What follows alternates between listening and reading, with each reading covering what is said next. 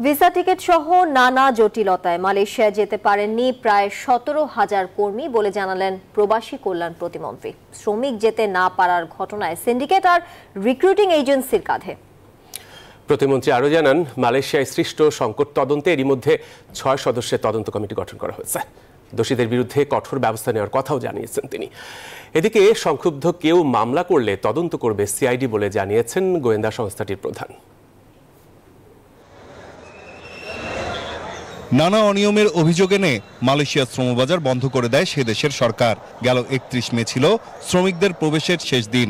বিমানের টিকিট না পেয়ে সেদিন বিমানবন্দরে ভিড় করে হাজার হাজার মানুষ।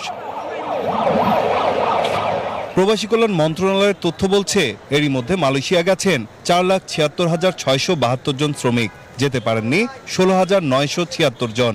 অভিযোগ উঠেছে কয়েকজন এমপির নেতৃত্বে গড়া সিন্ডিকেটের কারণেই মালয়েশিয়ায় লোক পাঠানো নিয়ে সংকটে পড়েছে বাংলাদেশ। তবে সিন্ডিকেটের পক্ষে নয় সরকার, এমন কথা সাফ জানিয়ে দিলেন প্রবাসী কল্যাণ প্রতিমন্ত্রী। আমরা সিন্ডিকেটে বিশ্বাস করি না। যে দেশে যাবে শ্রমিক, যে দেশ নিবে, রিক্রুটিং এজেন্ট দ্বারা যদি তারা নিতে চায়, এটা হলো তাদের ব্যাপার। প্রতিমন্ত্রী আরও জানান, এই সংকটের পেছনের কারণ অনুসন্ধানে গঠন করা হয়েছে 6 সদস্যের তদন্ত কমিটি। একই সাথে যারা যেতে পারেননি তাদের ক্ষতিপূরণেরও ব্যবস্থা করার কথা জানান প্রতিমন্ত্রী। মন্ত্রণালয়ের পক্ষ থেকে 6 সদস্য তদন্ত কমিটি হয়েছে। সেই তদন্ত কমিটি 7 দিনের ভিতরে রিপোর্ট দিবে এবং তাদের সুপারিশ দিবে।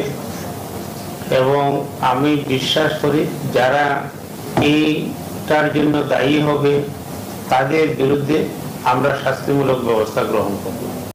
মালয়েশিয়ায় শ্রমবাজারের অস্থিরতা ইস্যুতে সংক্ষুব্ধ কেউ মামলা করলে তদন্ত করবে সিআইডি। ভুয়া ভিসা ইত্যাদি দিয়ে যারা মানুষের সাথে প্রতারণা করেছে, মানুষের অর্থ নিয়েছে, তাদের বিরুদ্ধে আমরা মানব পাচারের একদিকে মামলা করি, পাশাপাশি এটা মানি লন্ডারিং প্রেডিকেট অফেন্সের একটা পার্ট। প্রেডিকেট অফেন্সও আমরা তাদের মানি লন্ডারিংও তাদের বিরুদ্ধে মামলা আমরা রুজু করে থাকি এবং আইনগত ব্যবস্থা গ্রহণ করে থাকি। শ্রমবাজার নিয়ে চলমান সংকট নিরসনে আগামী 5 জুন মালয়েশিয়ার রাষ্ট্রদূতের সাথে আলোচনা করবে প্রবাসী কল্যাণ মন্ত্রণালয়। নাইম আল চিকো, নিউজ 24, ঢাকা।